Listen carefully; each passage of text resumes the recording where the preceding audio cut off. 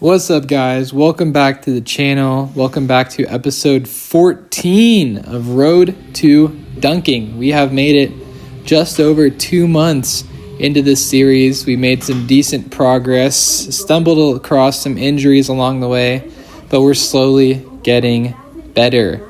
Be sure to like the video, subscribe, comment where you're at in your dunk journey, how you guys are doing.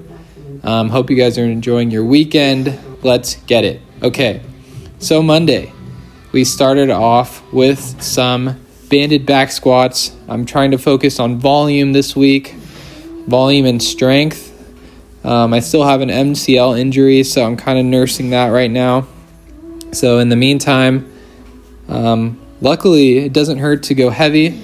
It just kind of hurts to jump and do power movements, so that's okay. We can still work on that. So today I worked up to a 5x5.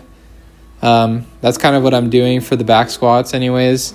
So I did 340. I only did a set of 5 for 340 once, and then I backed down to I think 325 for the rest of the 4 sets. But I was super excited about this. It was a pretty good weight. I haven't really touched much weight, especially on the squat bar, for very long, or in a long time, sorry. So it's good to get back into that. And then we're doing some front squats. So for these, I'm trying to aim for 3 reps for each set. So like 5 sets of 3, ideally. I just don't like doing more reps. 1, because, cardio. 2, because you can't go as heavy. 3, and the reason why I'm really doing 3 reps is because the bar just slides down my shoulders after about 2 reps, so it's really hard to keep it up. I gotta work on staying more upright, but I am working on it. So I got 285 for 3, and then I went back down to I think 275. Or no, this workout I did 285 for 3, and then I tried to ego lift and tried to keep doing 285 for 3, and I ended up doing a couple more sets of 285 for 2 reps before I eventually failed the 3rd rep because it was too hard. So then I did some hip thrusts. My barbell can only fit 525, so that's how much I do. And then I kind of went for kind of a calf circuit. So I did some standing calf raises, which felt really good on my little wedge thing that I have, so I can get extra range of motion. And then I did some seated calf raises, which I get good range of motion on anyways. May not look like it in the video, but it feels like I do. And it feels like the gas drop is working. So I was happy with that workout. So carried some momentum into my second workout of the week, which is Wednesday, this workout. And I started off, I tried to set my basketball hoop up, but unfortunately, the manufacturers didn't care about the wheels on the basketball hoop. They focus all their energy on making an awesome basketball hoop, but the wheels are cheap plastic, and unfortunately, I rolled mine up a curb, and it just absolutely exploded. So it's really hard to move around, and I figured I don't want to be moving this hoop around in my apartment complex, absolutely struggling, and people are driving, trying to get by, and I'm just out here trying to move my basketball hoop. Not a good look, especially when they could go straight to the leasing office and be like, oh, this dude has a basketball hoop, get this guy out of here. Don't want to deal with that. So anyways, just worked out in my garage, did some approach jumps, some light approach jumps, just because my MCL still is healing. And then I did some vertical jumps and some med ball jumps. So it all felt good. It all felt pretty good. I couldn't go too hard on the approach jumps, the 1-step approach jumps, just because, again, my MCL is healing.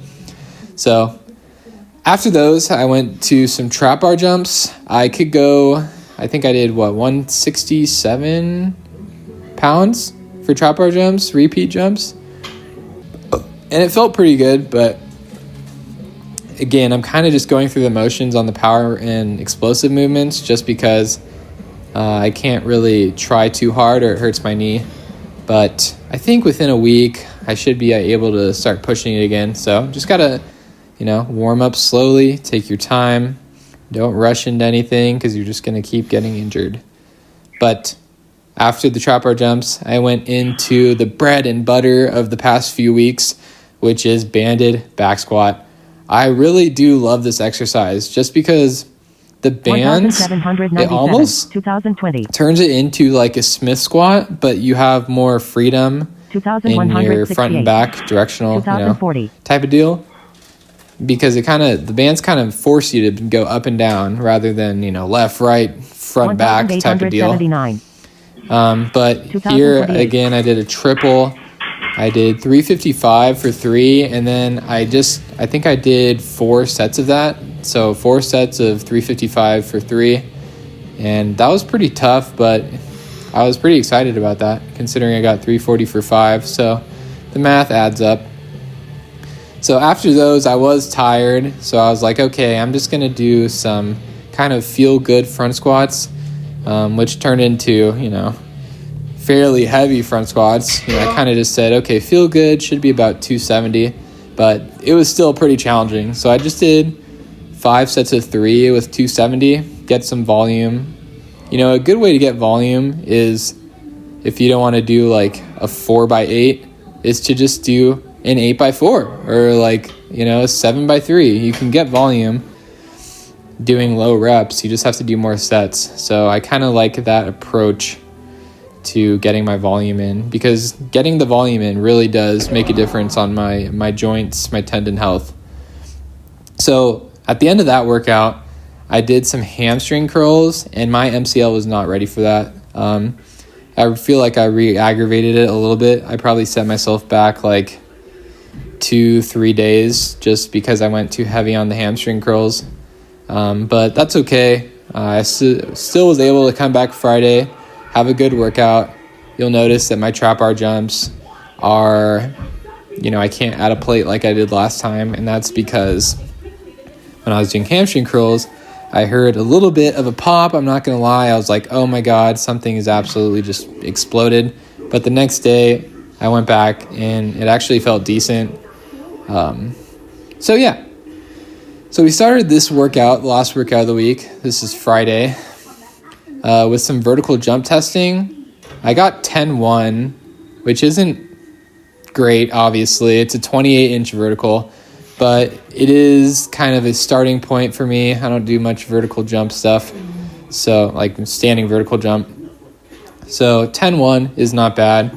I'd be happy if I could get to like a 36-inch standing vertical. That would be pretty ideal if I could do that by the end of the year. So that's what I'm shooting for. That is what I'm shooting for. I'd be very hyped to do that.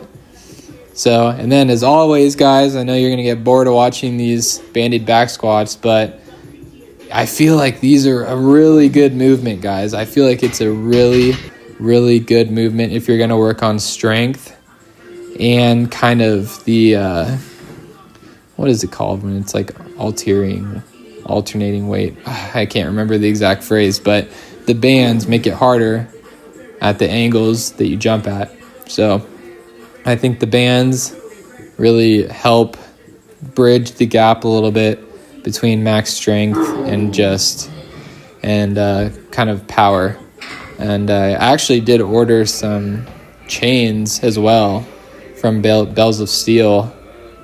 Shout out HSA account, truemed.com. If you don't know about it and you have an HSA account, you can buy a bunch of gym stuff, okay? So take advantage of that if you're young and you don't have a bunch of prescriptions you need every month. So for the banded back squats this time, I got 370 for a triple, and it wasn't even that hard. So I was super excited about that. Hopefully I'm in the 400s pretty soon, maybe by 2 weeks from now. But after that, I did front squats, and it was the first time in a while I've actually felt healthy doing front squats. Like my right knee usually is kind of tender, or the tendon is kind of a little bit tired after back squats usually, but today I just felt a nice pump, and it was kind of ridiculous, honestly. I was really excited about that. I think it's all the volume kicking in, honestly. The volume and heavy lifting, that combination. So I did hip thrusts again, 525, because that's all my bar can handle. Ended with some seated calf raises, and be sure to like and subscribe, guys. Helps the channel a ton, and I appreciate it a ton. See you in the next one. Have a good day. Bye.